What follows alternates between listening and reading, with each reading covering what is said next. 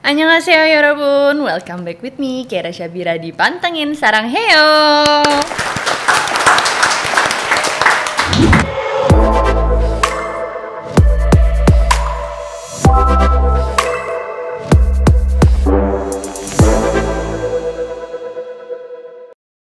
Gimana kabarnya Yorobun semua? Hari ini hari yang spesial deh. Makin kesini kayaknya kita makin beragam ya kontennya. Gak melulu soal Korea. Kita ngebahas semuanya. Kita ngebahas fashion, kita ngebahas updatean yang lagi viral, kita ngebahas mungkin tentang percintaan dan masih banyak lagi pastinya. Nah sekarang ini di hadapan aku sudah ada sahabat aku yang spesial banget, yang kita bisa bilang apa ya, kenapa aku undang dia kesini tuh karena dia punya kehidupan yang bener-bener aku bisa bilang tough. Dan mungkin dari ceritanya sahabat aku ini bisa menjadi inspirasi nih buat kalian yang ya inspirasi yang tentunya memotivasi kalian juga untuk menjadi pribadi yang lebih baik lagi. Kita sambut aja Yiyik Agustina. Aduh. Ini jadi langsung formal. Biasanya kalau Pantengin Saranghaeyo ini bener-bener yang kayak annyeonghaseyo gitu. Ini kayak kita ini ada apa ya? Bisa dibilang kayak you're the first bintang tamu yang memang kita mau ini nggak beres kan? Enggak, ini yang kayak bener-bener yang deep banget, yang menurut aku akan jadi sesuatu yang berbeda gitu. Sama ini lagi dadakan banget. Santai aja. Oke. Apa kabar Yiyik? Baik Ibu Kira. Udah lama banget gak ketemu sama Yiyik. Alhamdulillah Yiyik ini sudah menjadi mu'alaf sekarang gitu. Karena aku kenal Yiyik tuh dari 8 tahun yang lalu sih, 2014. 8 tahun ya? Iya kah? Iya ya? Dari 2014, dari zaman-zaman bocil. Iya bener banget. Zaman-zaman jamet ya kan. Masih senang main, seru-seruan. Dan sekarang udah menjadi pribadi sosok yang lebih baik, yang lebih mature gitu. Bahkan kita sempat bisnis bareng kan? Iya, bisnis bareng juga. Pokoknya udah melewati banyak hal lah ya. Banyak banget. Nah, ini aku sebenarnya sempat kaget juga karena Yiyik ini tipikalnya nih kadang hilang, kadang tenggelam. Pokoknya bedanya hilang sama tenggelam.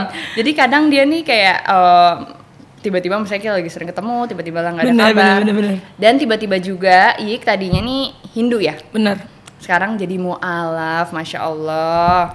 Kayak alhamdulillah banget, maksudnya kayak maupun aku kaget juga karena dia nggak ada cerita sebelumnya gitu. Tapi tiba-tiba menjadi mu'alaf, ini gimana ceritanya ya awalnya? Jadi aku ceritain ya awalnya ya.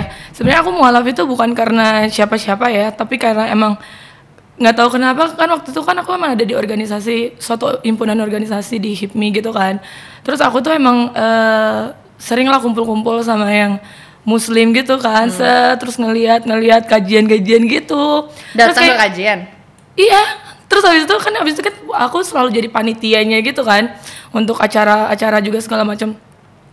Terus kayak bayangin gak sih sebelum aku masih di Hindu aja aku ikut puasa, full puasa gitu. Jadi kayak apa nih gue tuh ada untuk masuk ke arah Muslim atau gimana ya gitu kan. Waktu itu aku iseng ngomong sama ketum aku tuh pas di acara Rakernas kalau nggak salah. Terus aku bilang gini, Tum, ini kayaknya apa namanya tuh aku mau masuk Muslim deh. Cuman nyeletuk gitu doang. Terus kayak gini, kamu serius sih? Iya, kenapa? Nggak tahu kenapa, kayak pengen aja gitu, aku bilang gitu kan. Tapi sebelum aku bisa bantu aku nggak untuk menuju aku Muslim ini gimana? Karena kan nggak tahu ya. Habis itu tapi aku sebelum masuk Muslim aku pengen, sebelum ngapa-ngapain dulu aku pengen belajar dulu tentang Muslim. Aku mau cari tahu dulu nih asal usulnya kayak Nabi Muhammad itu siapa gitu-gitu kan. Karena ibaratnya gue di Hindu aja lo tau kan, gue tuh bener-bener kayak untuk agama tuh nggak mau kayak setengah-setengah hanya untuk formalitas. Orang lu aja gue aja ke kampung gue kan. Karena bener-bener Yiyik ini taat loh, maksudnya kayak di Hindunya pun taat, bener-bener yang gitu. Jadi emang gak setengah-setengah. Terus jadi apa namanya tuh, jadi nggak mau kayak sekedar nanti pas masuk Muslim tuh kayak dibilang musliman atau apalah gitu kan, untuk nyari simpati atau apa kayak gitu-gitulah.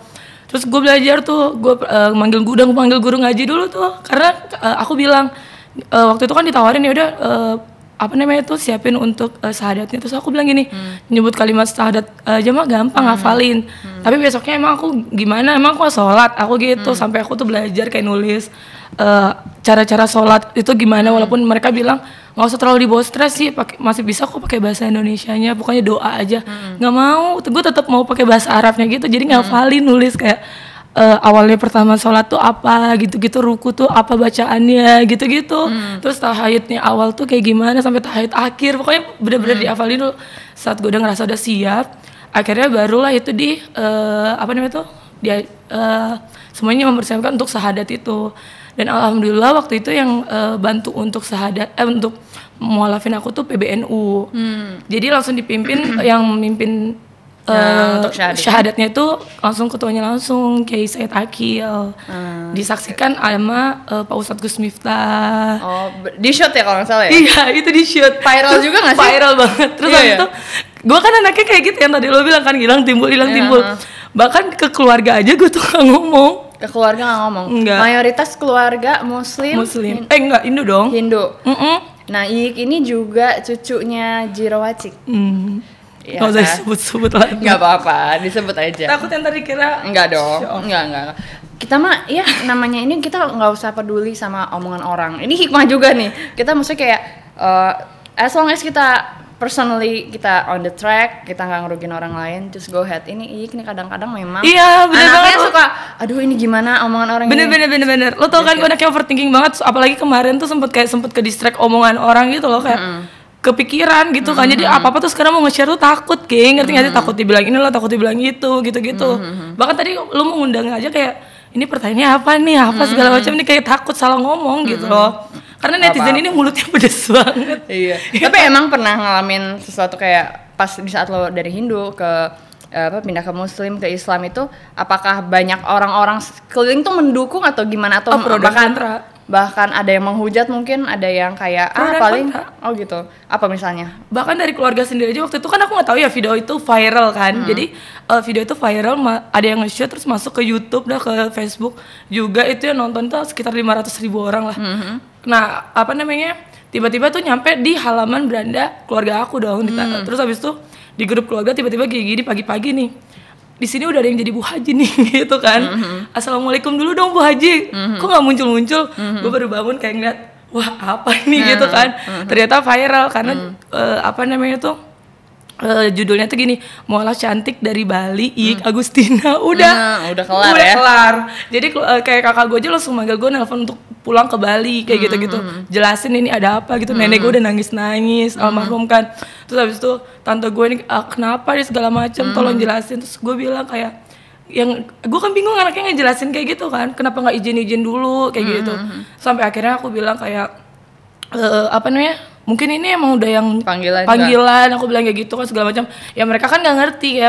Terus habis itu udahlah kalau misalnya gini kamu nggak ada yang bimbing, ntar balik ke sini aja segala macam. Terus aku bilang kayak, enggak deh, aku tetap mau karena kan waktu mau mualaf itu udah dikasih tahu resiko-resikonya nih ya. Apa aja tuh resikonya? Contohnya nih, siap nggak nanti pas menerima, kalau mualaf itu lebih banyak memang dosa kita terhapusi gitu kan katanya kan. Terus habis itu seperti bayi baru lahir kembali, tapi kamu harus siap menerima ujian-ujian. Iya, segala ujian. Dan itu benar banget, karena ujian itu diberikan karena ujian itu akan jauh lebih berat yang mualaf dibanding apa namanya itu, yang muslim aslinya, yang udah muslim gitu. Untuk bisa tetap kamu istiqomah nggak nih di muslim kayak gitu.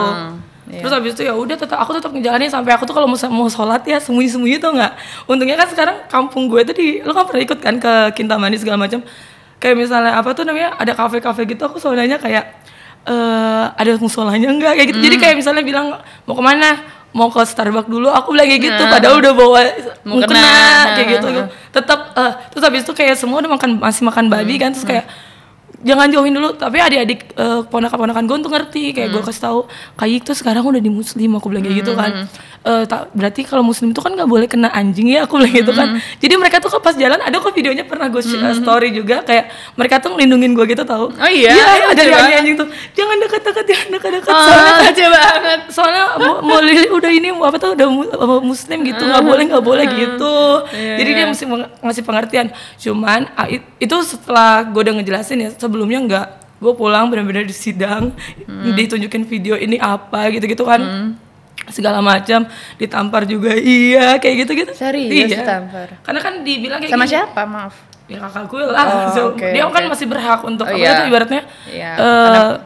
Bokap udah nggak ada juga. Bokap nggak ada kan, dia maksudnya yang ngomong dong kalau emang misalnya kayak gini terus segala macam gitu. Tapi akhirnya dia untungnya dewasa, dia ngerti kayak semua agama itu mengajarkan kebaikan kayak gitu lah segala macam. Terus habis itu gue bilang untungnya gue selama ini selalu gue bilang juga untungnya selama ini kan aku menjalani apa semua pilihan aku. Gue kan anaknya paling keras sendiri ya di antara 3 bersaudara. Selalu nggak pernah kayak ngerugiin keluarga atau kayak gimana kan, aku bilang kayak gitu. Selalu misalnya ada sesuatu yang gue buat kayak gitu ya, lo tahu gue lah ibaratnya dari kuliah segala macem dari dulu. Ini udah emang dari dulu tuh emang udah kayak mandiri sih, apa-apa sendiri. Karena emang ditinggal bokap tuh umur berapa ya? 18 tahun. 18 tahun dan dari Mau ke 18 sih. ini udah mau masuk cerita yang sedih nih.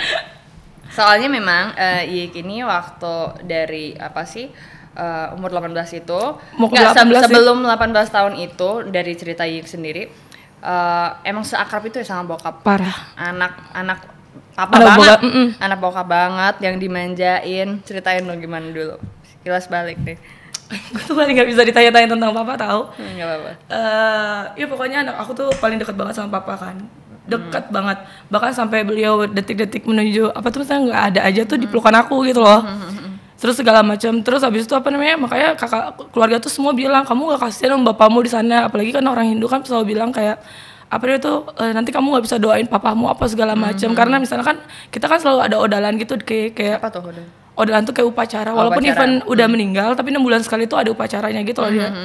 Tetap ada ngupacarain. Nanti kamu nggak bisa ikut segala macam. Terus aku bilang doa itu kan dari mana aja ya segala macam. Aku bilang kayak gitu. Terus aku bilang papa juga pasti ngerti kok apa yang apa tuh aku pilih itu selalu nggak mungkin aku udah pikirin matang-matang, nggak mungkin setengah-setengah kayak gitu.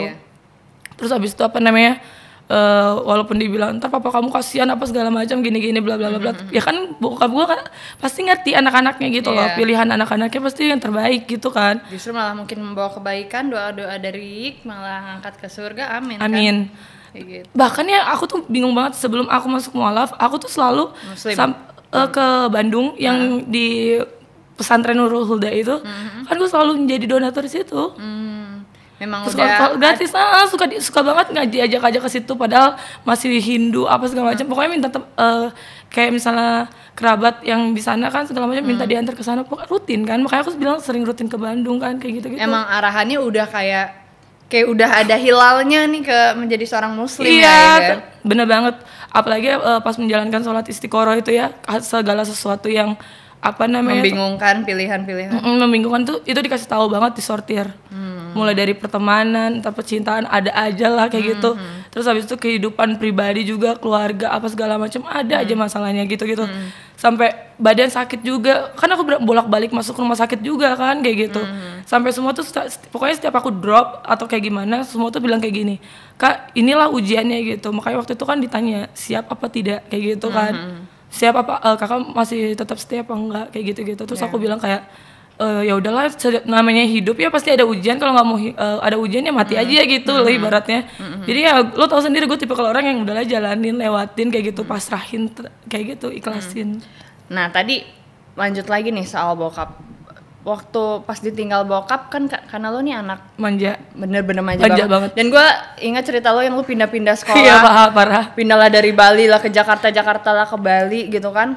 Itu sesuai mood banget pokoknya. Menurut gue kayaknya itu ada kayak salah satu apa ya, kayak bukan pelampiasan, kayak karena sakit hati lo bokap pergi nggak sih? Bukan yang pindah sekolah itu tuh jadi waktu itu apa namanya tuh bokap tuh kan gue kan selalu dituntut dari dulu tuh kan untuk kayak apa namanya pokoknya disuruh masuk nggak mau nyebut universitasnya lah pokoknya. Pokoknya disuruh masuk ke situ lah pokoknya. Yang bagus lah ya. Universitas yang bagus itulah pilihan keluarga gitu kan, pilihan bokap. Terus gue bilang kayak gue boleh nggak sih sekali ini tuh gue milih jalan hidup gue sendiri kayak gitu. Gue tuh pengen kuliah, gue tuh pengen cita-citanya jadi pengusaha, nggak mau yang monoton ikutin alur keluarga segala macam kayak gitu kan. Karena gue nggak mau dibilang sukses itu nebeng dari keluarga, gue pengen staf sendiri. Lo tau sendiri gue sampai gue jualan masker lah apa gitu kan. Terus habis itu bokap bilang boleh kamu masuk kayak gitu, tapi kamu harus buktiin kayak gitu. Tapi waktu gue bolak-balik diajak ke universitas itu terus tiap minggu kan bosan ya. Itu gue lagi kuliah lagi SMA kan, jadi gue mainin aja sendiri kayak gue pindah-pindah. Jadi baru nyampe pindah di sekolah ini baru seminggu gue udah minta pindah kayak gitu. Dan bokap gue tuh tipe kalau orang nggak pernah marahin gue, terlalu dimanja banget. Jadi pada saat bokap lo pergi Wah, itu hancur banget sih.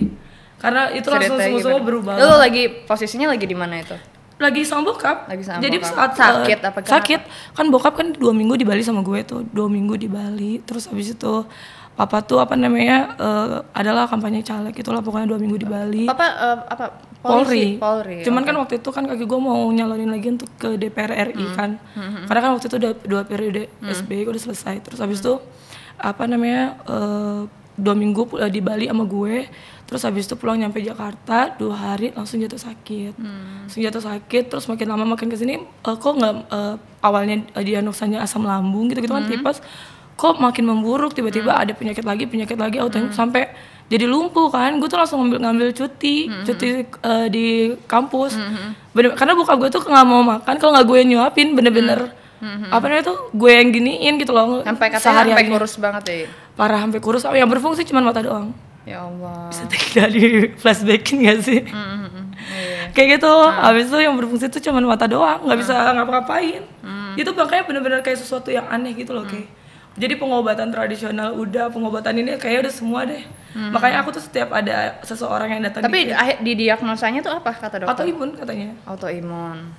Tapi lu percaya itu autoimun? Gue bingung ya. Soalnya kan ini ada berhubungan dengan politik, beliau ini mau nyalek juga. Tadi aku bilang kan ada pengobatan di luar dokter juga kan. Terus ada juga yang dibilang kena inilah, kena itu segala macam. Tapi gue tuh anaknya tipe yang berpikiran nggak mau ke negatif, bener itu apa segala macam gitu loh, ngerti gak sih kayak ya udahlah gitu loh. Maksudnya mau pas kalau orang Bali meninggal juga kan dipanggil ya, sampai bokap gue tuh bilang kayak dipanggil lagi arwahnya gitu. Oh, dipanggil lagi arwahnya. Iya, karena kan ditanya mau dibawain apa kayak gitu. Kalau orang Bali kan gitu. Orang Bali gitu ya. Jadi udah meninggal. Apa itu upacara apa namanya kayak gitu? Namanya mempluasin tuh dipanggil. Itu setelah meninggal berapa hari? Pokoknya sebelum dikubur. Oh, sebelum dikubur. Sebelum diaben. Oke. Jadi dipanggil kayak ditanya ini mau apa kayak gitu, bawain apa. Terus di sana tuh gimana perjalanannya. Terus bokap gue tuh bilang, sebenarnya saya bisa masih menemani anak-anak saya tuh sampai 10 tahun ke depan. Cuman ada orang yang nggak suka dari partner bisnis apa segala macam. Jadi saya mau nggak mau udah nggak ada gitu. Cuman jangan cari tahu, itu dong pesen bokap. Jatuhnya itu kayak santet atau guna-guna gitu nggak sih? Kayak gitulah. Dan dengan bokap sendiri yang udah bilang dari upacara tersebut, lo jadi percaya dong akhirnya? Nggak terlalu percaya juga sih untuk itu. Gue tetap kayak lebih positif thinkingnya. Ya udah emang udah jalannya kayak gini kayak gitu. Berarti lo nggak ada kayak dendam atau pengen cari tahu nih siapa yang bokap? Karena pesan bokap kan juga bilang jangan cari tahu karena ikhlasin aja gitu biar perjalanan saya bagus gitu. Karena buat apa misalnya diributkan, tugas kita kan untuk orang yang sudah tidak ada cuma mendoakan aja, udah. Kayak gitu. Tapi menurut lo bokap punya musuh gak sih? Atau ada yang lo curigain gak sih? Enggak sih, gue gak mau curigain. Bahkan anaknya positif tinggi ya? Bahkan lo tau kan, teman-teman aja ibaratnya gue selalu kayak yang udahlah biarin aja kayak gitu. Kayak gak mau cari tahu gitu loh. Karena kalau nyari tahu gue tuh tipe kalau orang yang overthinking. Jadi lebih baik gue gak tahu dibanding gue harus tahu. Nanti gue punya dendam atau kayak gimana. Keluarga sendiri nggak mau cari tahu? Nggak mau cari. Kalau keluarga sendiri mungkin cari tahu ya. Cuman gue selalu bilang kayak bahkan ke nyokap gue aja terus gue selalu bilang kayak ikhlasin sekarang ibaratnya papa udah nggak ada, ya udah kita tinggal hidup berempat. Ya udah gimana caranya kita tuh bisa rukun. Gue selalu kayak gitu tuh. Nyokap hancur banget pasti dong. Hancur banget. Semuanya sih hancur. Beda lah pokoknya nggak ada papa tuh. Kayaknya dari situ yang tadinya keluarga yang harmonis, yang ini kayak mulai kayak lu sekarang di Jakarta. Sebelum nikah kan juga lu udah di Jakarta kan. Waktu itu berarti bokap itu berapa lama sakitnya? 2 bulan 10 hari. 2 bulan? Iya. Bener-bener lumpuh 2 bulan? Iya, 2 bulan 10 hari di Cikini tuh. Tapi bukan Cikini ke Gondang dia ya. Oh di Jakarta? Di Jakarta? Jakarta. Kan dibawa ke Bali. Oke. Kan posisinya dia dari 2 minggu di Bali sama gue, terus habis itu nyampe Jakarta jatuh sakit. Udah nggak bisa ngapa-ngapain. Makanya gue bingung, kok ini nggak sembuh-sembuh sih? Dibilang asam lambung, dibilang tipes, kok nggak sembuh-sembuh, makin memburuk gitu. Pas gue dateng ya pertama kayak kan keadaan bokap sempat disembunyiin dulu kan, untuk maksudnya nggak terlalu dikasih tahu keadaannya tuh gimana biar gue tuh nggak kepikiran gitu kan.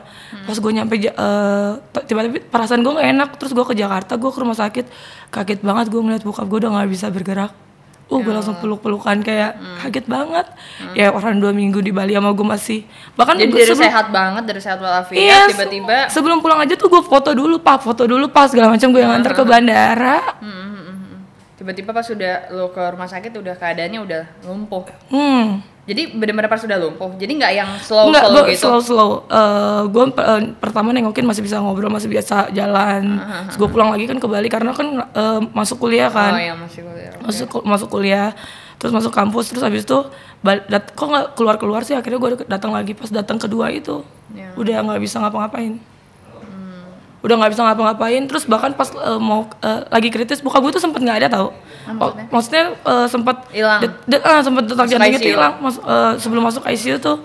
Itu di kamar lagi sama gue, bisa-bisanya gini, Dek foto yuk kayak gitu kan, foto apa segala macam, foto nih selfie sama gue, foto selfie. Terus habis itu nggak berapa lama kemudian tiba-tiba dia sesak nafas.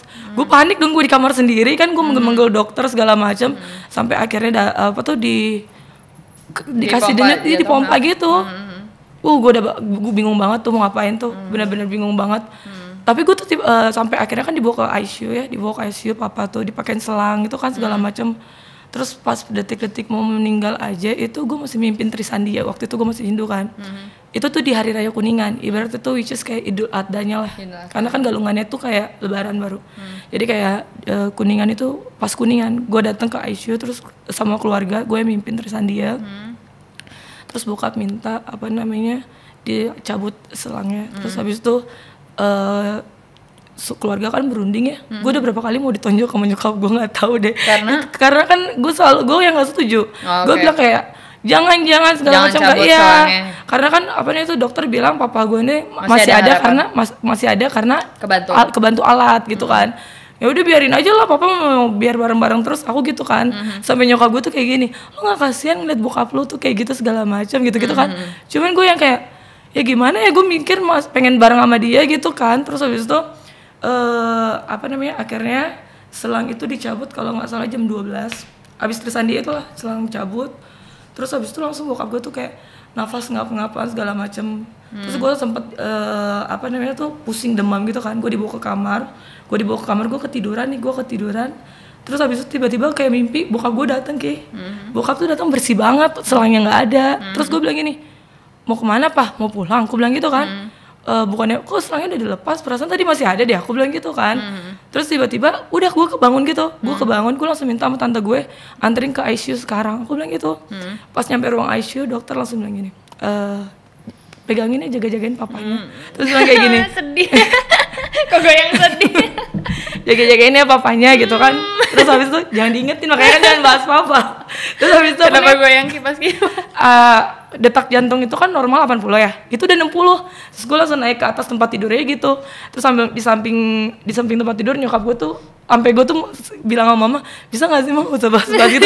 Karena nyokap gue tuh bahas kayak gini, Pak, nggak terasa ya pernikahan kita tuh udah jalan selama ini, kita punya 3 anak, terus habis itu anak-anak kita ya udah Arya bentar lagi lulus kayak gitu-gitu, ngerti nggak sih? Terus habis itu anakmu yang cewek juga. Siapa sih? Minta tamu siapa? Gue kalau ngedengar cerita dia udah diulang-ulang gue tetap sedih. Terus habis itu kalau gue tuh gengsian anaknya, mohon maaf nih. di depan cowok aja ibaratnya. Gue tuh gengsi banget untuk ngeluarin gengsian bisa gue tahan-tahan. Terus lanjut. Terus habis itu ini kita udah bikin ini segala macam pak, bapak gitu-gitulah. Tapi kalau papa mau pergi, sampai gue marah sama mama, apa sih mau pergi aku gitu kan. Terus habis itu aku pegang tangan papa, aku bilang kayak gini, Pak, Lili bingung nih harus bilang apa segala macam gitu kan. Semua nyuruh ikhlas, tapi itu nggak ikhlas gitu kan. Tapi gimana ya kalau nggak ada papa gitu kan. Tapi ngeliat papa kayak gini juga sedih, aku bilang gitu kan. Terus habis itu gue tuh ngomong sama monitornya sendiri kayak naik dong, karena kan dibilang 80 normalnya kan, itu makin lama makin turun kayak. Sampai gue bilang kayak gini, ya udah deh kalau emang papa mau pergi, papa udah capek. Ikhlas. Pas saat gue bilang ikhlas itu, lo tau nggak, langsung 3, 2, 1 tit gitu. Tit, gue langsung ngomongin ke dokter, cuma manggil gitu doang, dokter. Terus habis itu dokter bilang 6.30 ya bu, gitu.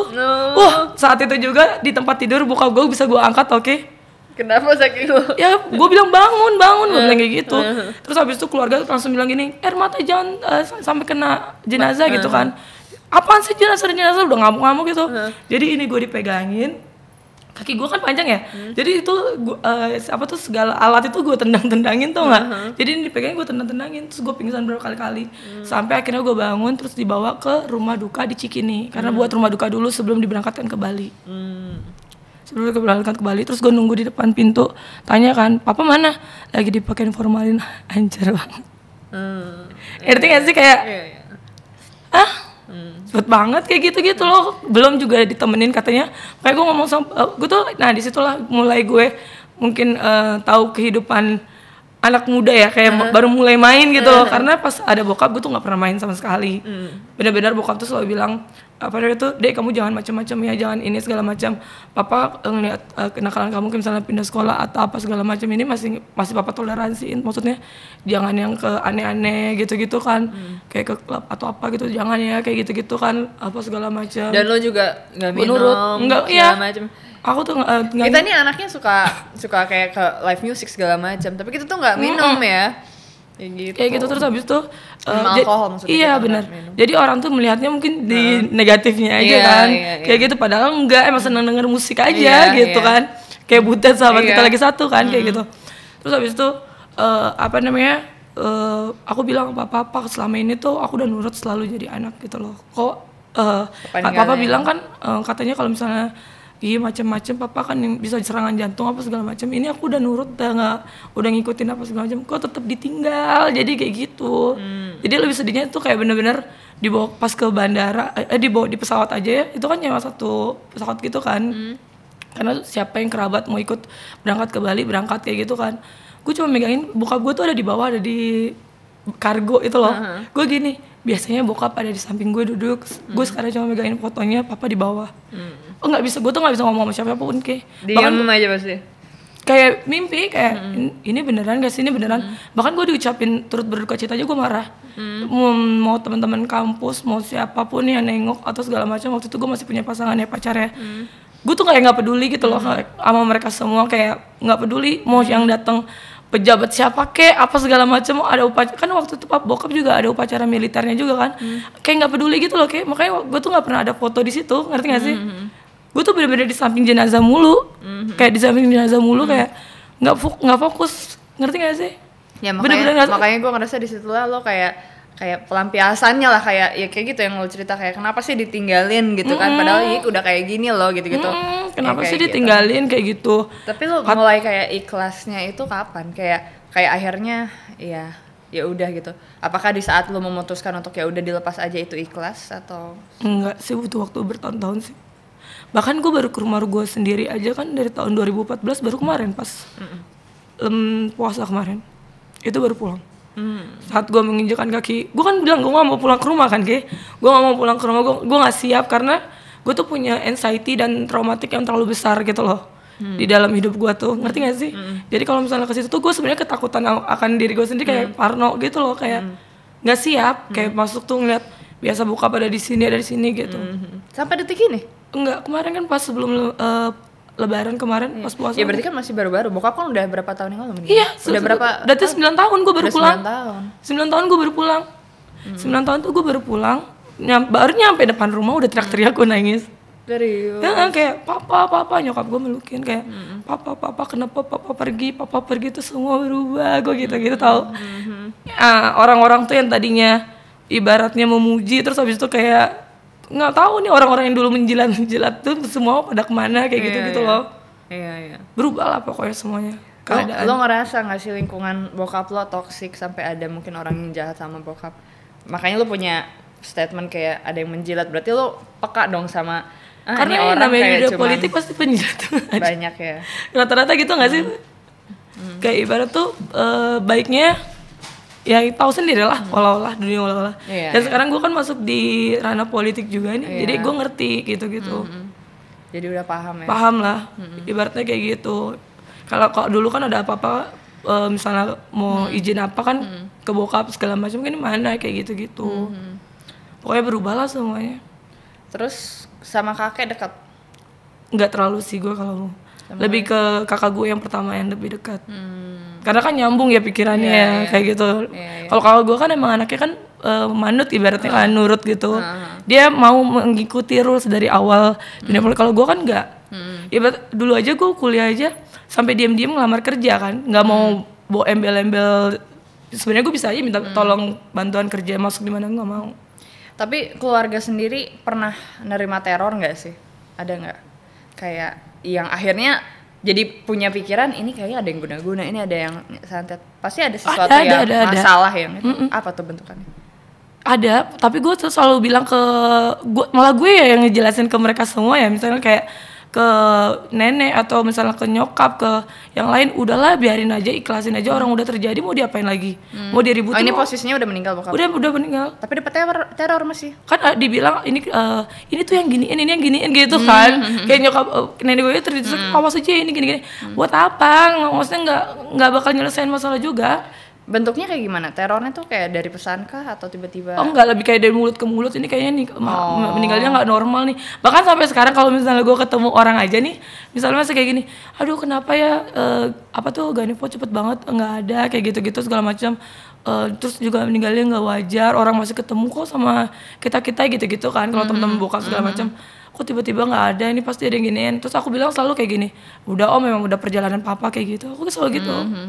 Saya nggak mau dibahas-bahas terus, tahu nggak sih, kayak kasihan gak sih udah meninggal kan butuhnya doa gitu kan. Lebih tough ya. Iya, makanya gue setiap ada orang yang kayak menyentil kayak menyentuh nama bokap gue atau kayak gimana tuh gue bisa marah banget. Sampai gue tuh bilang adalah kemarin tuh gue sempat ada cekcok dikit sama orang gitu kan. Gue bilang, lu nggak tahu gue tuh even bokap gue tuh udah nggak ada 9 tahun. Dari dia misalnya ulang tahun sampai tanggal dia meninggal segala macam, gue tuh keliling untuk mintain doa ke orang-orang kayak gitu, ke panti segala macam. Terus sekarang lo bisa dengan gampangnya lo buat caption pakai status nama bokap gue tanpa izin semua anak-anaknya, aku bilang kayak gitu. Tapi kalau dari keluarga sendiri pernah ada, misalnya lo nggak percaya tapi dari keluarga mungkin nyari tahu atau gimana tentang itu orang yang mereka percaya orang yang ngejahatin bokap, atau kan biasanya nih kalau ada yang ngejahatin kan berupa kalau misalnya kayak santet atau guna-guna apapun itu biasanya kan ada, entahlah ada nemu barang lah, apa pernah nggak nyokap cerita kayak ada sesuatu yang aneh gitu yang berbau gaib gitu mungkin? Kenapa? Pernah ya? Soalnya ini sensitif banget sih. Nggak apa-apa kan, maksudnya kayak pelajaran juga nih, kayak kita maksudnya kan setiap orang nih amit-amit ya, ada aja musuhnya dalam pekerjaan. Tuh nggak melulu politik loh, entertain semua tuh banyak, musuh-musuhnya tuh pasti ada aja. Dan gue nggak ngerti sejujurnya sama orang yang berpikiran sampai sejauh itu untuk sampai nyelakain orang ya. Cuman mungkin amit-amit itu cara orang terhalus yang tanpa ketahuan jejak untuk membuat seorang menjadi merugi lah itu, sampai ada yang meninggal segala macam gitu. Makanya gue penasaran nih kayak apa yang ditemuin sama keluarga atau apa yang bentukannya aneh yang kata nyokap itu waktu itu apa itu ada kayak apa gini tanah kuburan gitu ya. Makanya bokap gue tuh tiap pagi di rumah sakit, tau gak sih, kan nggak bisa bergerak ya, jadi tiap pagi tuh kayak keluar bukan daki, kayak tanah gitu lah pokoknya, kan gue bersihin. Jadi setiap dipegang rambutnya gini tuh rontok, padahal dia nggak kanker. Makanya gue bingung, maksudnya kanker itu ada stadium-stadiumnya dok, ini kok bener-bener langsung blast gitu sih, aku bilang kayak gitu. Dan nggak kanker juga nggak kanker juga, jadi kok blast banget sih langsung. Ada tanah, bukan tanah, kayak gimana ya, kayak pasir kotoran, gitu. Jadi kayak tiap pagi scrub ya? Iya kayak scrub bener. Oh gitu. Jadi tiap hari tuh harus dibersihin. Setiap hari banget. Ya, tapi gue suggestin ke papa kayak gini, nggak apa ini apa segala macam, mungkin karena papa kan tidur tuh udah lama ya segala macam. Jadi gesek-gesekan aku bilang kayak gitu. Jadi biar dia nggak ke distract. Dan itu kurus banget ya bokap? Kurus banget karena dia udah nggak bisa ngomong, dia cuma bisa gini doang nih, kayak masih sinyal mata. Kenapa pak? Gitu-gitu doang. Bagian sini nggak bisa ngomong? Nggak bisa bergerak, yang berfungsi cuma mata doang. Sama ngomong gini doang. Ini gitu doang. Misalnya lepas selang nih, gitu-gitu. Ya Allah, kasihan. Sampai kita gini, kenapa pak mau dilepas kayak gitu. Papa udah nggak kuat gitu dia. Papa mau pergi gitu. Makanya waktu mau diselang lepas selangnya aja tuh gue nggak dikasih masuk ke ruangan itu. Kayak dia tuh nggak mau gue ngelihat. Pokoknya dia tuh nggak mau gue ngelihat terus deh. Sampai pas mau dimandiin aja tuh gue juga mau berantem sama keluarga karena gue nggak diizinin untuk mandiin, karena gue yang bener-bener pas mau mandiin tuh gue bilang kayak gini, bokap gue tuh masih hidup, bokap gue bisa mandi sendiri. nggak ada yang meninggal di sini, aku bilang gitu-gitu. Terus om gue tuh bilang kayak gini, jangan kayak gitu, ikhlasin. Kapan nih bakal berangkat nih, bakal selesai nih kayak gitu. Itu siapa yang bilang? Om gue. Kayak gitu-gitu. Tapi pernah coba untuk kayak disembuhin gak sih, kayak kalau emang udah itu banyak ada banget. santet dan segala macam? Udah banyak banget. Gue sampai orang pinter gitu udah. Aduh, gue udah nggak tahu deh ada berapa orang pinter ke rumah Datang sakit. situ. Iya. Dari yang untuk apa namanya tuh, dari Muslim, dari Hindu, dari apa, ada segala macam udah banyak banget.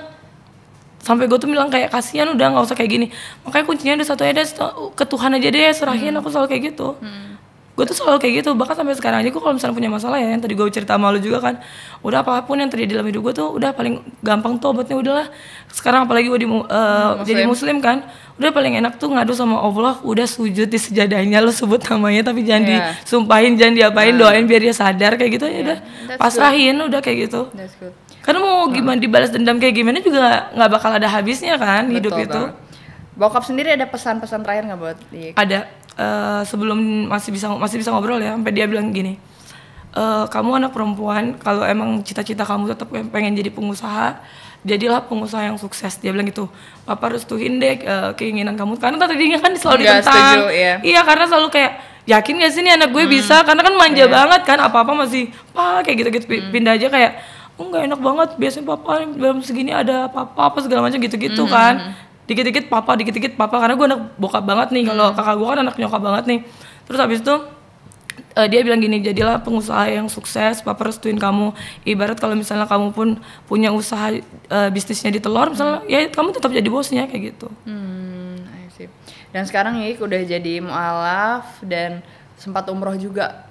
Kemarin umroh juga. Gimana perasaan pada saat umroh pertama kali? Padahal mualafnya kayak baru 1 tahun. Alhamdulillah banget. Nggak semua loh, bahkan yang sudah muslim dari lahir aja nggak semuanya kayak segampang itu, maupun punya uang bisa berangkat gitu kalau bukan panggilan Allah. Dan Masya Allah banget, aku kaget. Itu Masya Allah banget. Itu aku baru tahu saat udah nyampe di tanah suci, ngerti nggak sih?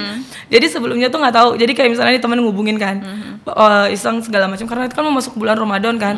Umroh yuk, dia bilang gitu kan. Ayo, gue tuh kayak lu nih misalnya, ke Bali yuk gue gitu kan.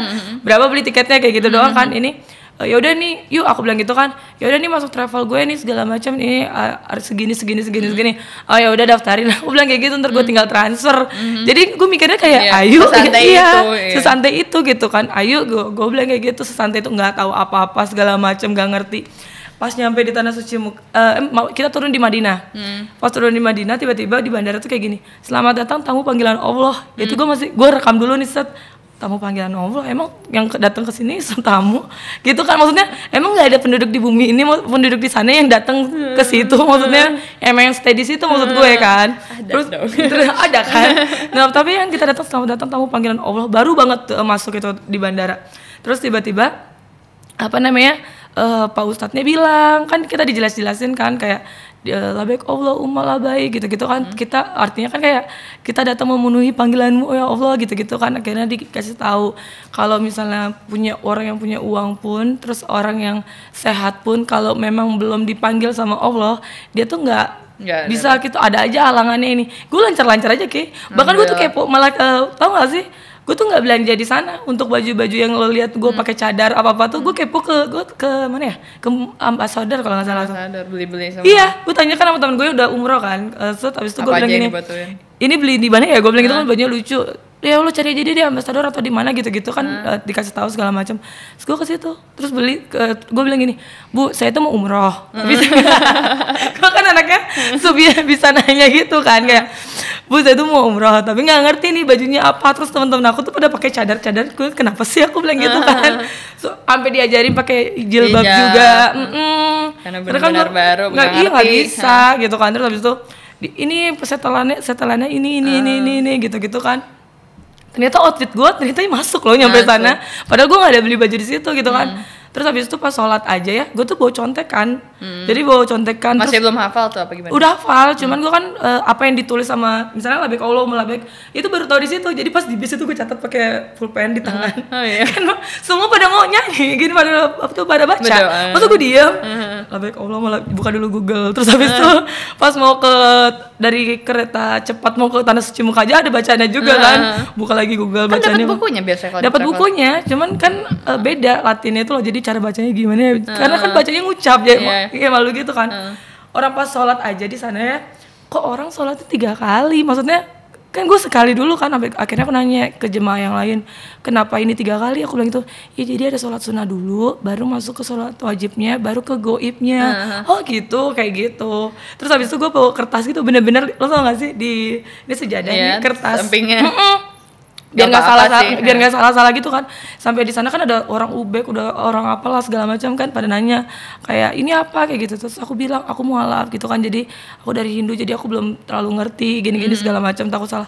Sampai nenek-nenek itu cium tangan gue tau kayak Bagus banget parah sih. banget, sumpah kayak minta didoain, tolong doain saya dong kayak gitu-gitu.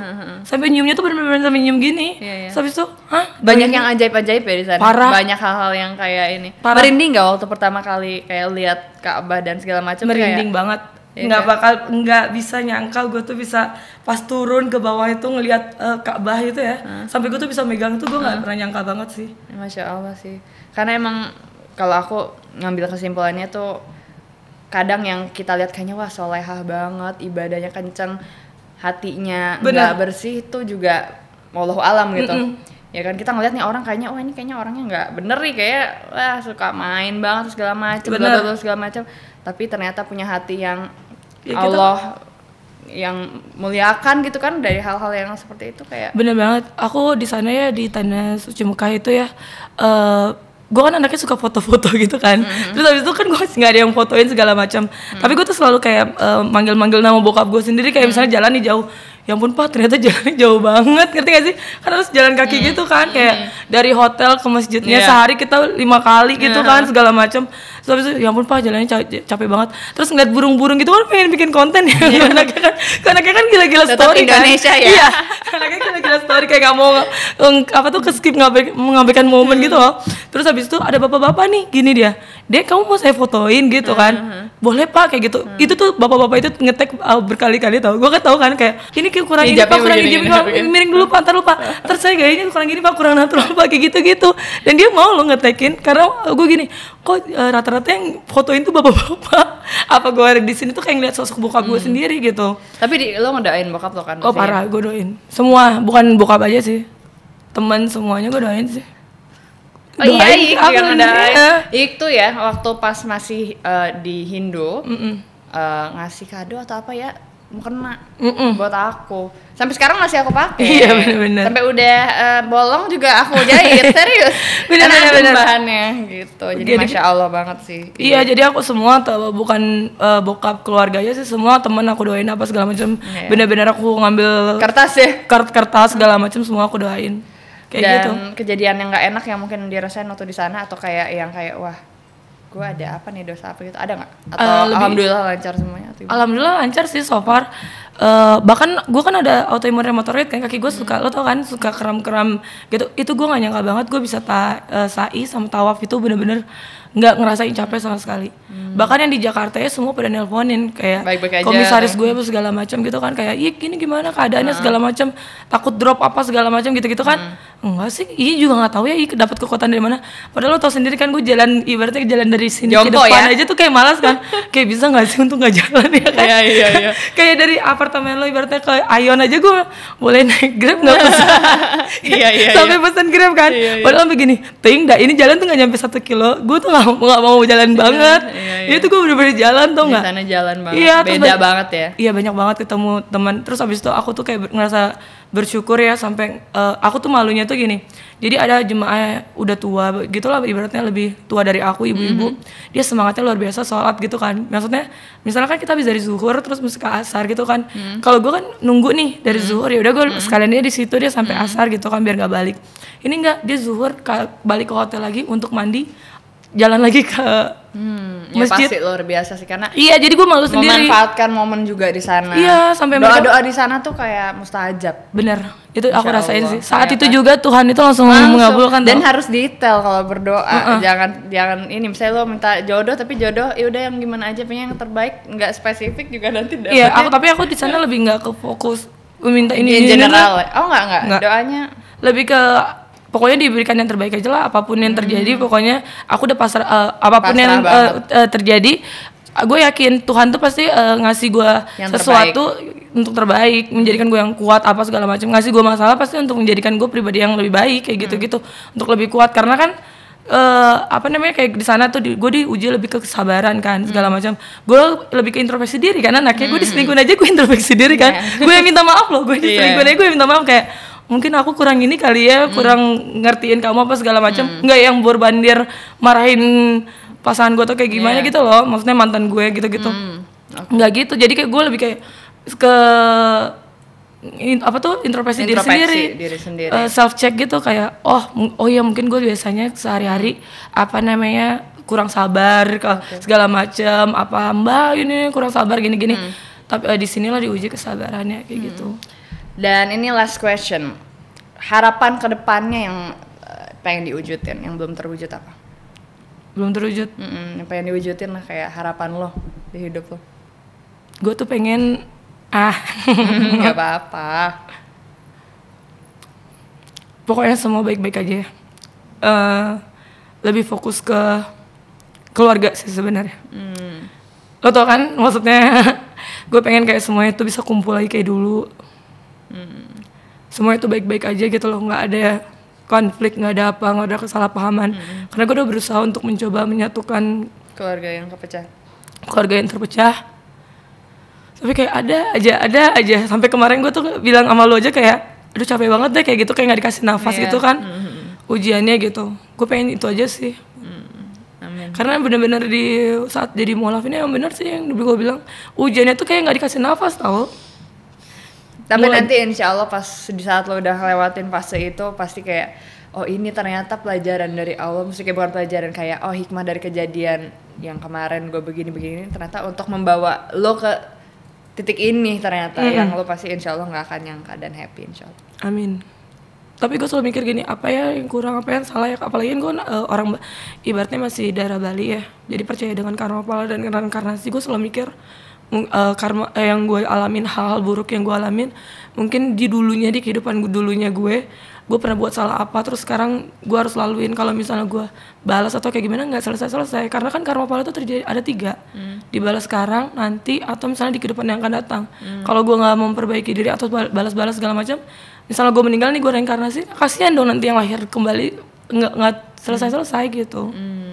Itu aja sih selalu gue gini. Harapannya adalah untuk keluarga gue kumpul lagi sih. Amin, gue doain. Serius. Thank you. Makanya gue tadi pas membuat harapan tuh, gue cuma pengen itu doang sih. Nyokap, kakak gue, adik gue gitu tuh kumpul bareng. Tapi komunikasi masih kan? So far kalau sama kakak masih baik-baik aja. Tapi kemarin kan sempat ada konflik dikit lagi kan, yang kita nggak tahu kenapa ada aja salahnya gitu loh. Paham lah, kayak gitu. Pokoknya gue doain semoga lo selalu kuat. Amin. Sekarang dan kedepannya menjadi pribadi yang lebih baik, lebih bahagia, dimudahin segala urusannya. Amin. Amin. Semangat, jangan ngilang-ngilangin terus. Enggak. Makanya apa tuh sama ini ya, gue tuh mau cerita tentang kemarin gue pulang umroh itu kan sempat pakai hijab dulu kan. Oh iya, lo sempat pakai hijab. Iya, karena kan Pak Ustadznya bilang, gue kan masih belajar juga kan tentang ini itu segala macam. Pak Ustadznya bilang sebisa mungkin 40 hari berkata yang baik dulu, berbuat yang baik dulu, karena masih ikutin malaikat katanya kan. Terus habis itu kalau bisa menutup diri dulu dari pakaian apa segala macam. Nah tapi netizen ini kan suka yang followers gue nih banyak non muslim kan. Saat gue buka nih, padahal udah lebih dari 40 hari tuh sebenarnya. Kakak kenapa lepas hijab? Kontroversi banget. Kayak dibilang gue apa ini segala macam, cuman apalah segala macam pencitraan. Sampai gue disuruh, sampai teman gue sendiri itu nyuruh gue ngapelin, coba baca ayat gitu. Ya, masa disuruh baca ayat, ngerti gak sih? Emang gue harus sesuatu tuh harus gue umbar apa segala macam. Jadi konteks yang makanya lo bilang kan, ini temanya apa dulu Ki gitu kan, temanya hijrah gitu. Terus gue ngejelasin ke lu kan saat gue tanya ke Pak, gue kan selalu apa-apa konsultasi apa-apa segala macam biar nggak salah karena gue juga masih belajar. Jadi hijrah itu tuh bukan berarti kita dipatokin dengan berhijab, tapi gimana cara kita apa tuh dari ibadah kita. Contoh kita menjalankan sholat sunnahnya sama sholat wajibnya kayak gitu. Kalau sholat sunnah sama wajibnya aja suka bolong-bolong, itu tanda-tanda keimanan sudah mulai runtuh. Makanya gue semain-mainnya gue segala macam, teman-teman gue tahu kayak, tar dulu gue belum isya, kalau udah selesai isya baru gini.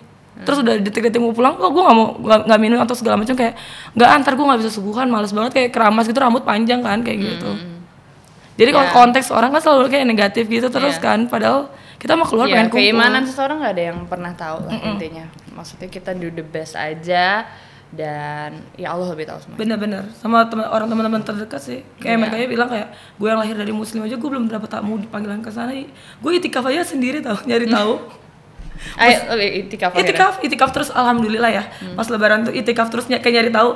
Pertama kan diajakin Afri kan, udah itikaf apaan gue nggak tahu kan, sampai pas gue lagi liburan ke Bali udah nyari tahu masjid yang ada itikaf tuh apa gitu. So that's really good. Thank you so much udah mampir ke sini. Ngobrol-ngobrolnya wah menginspirasi sekali ya.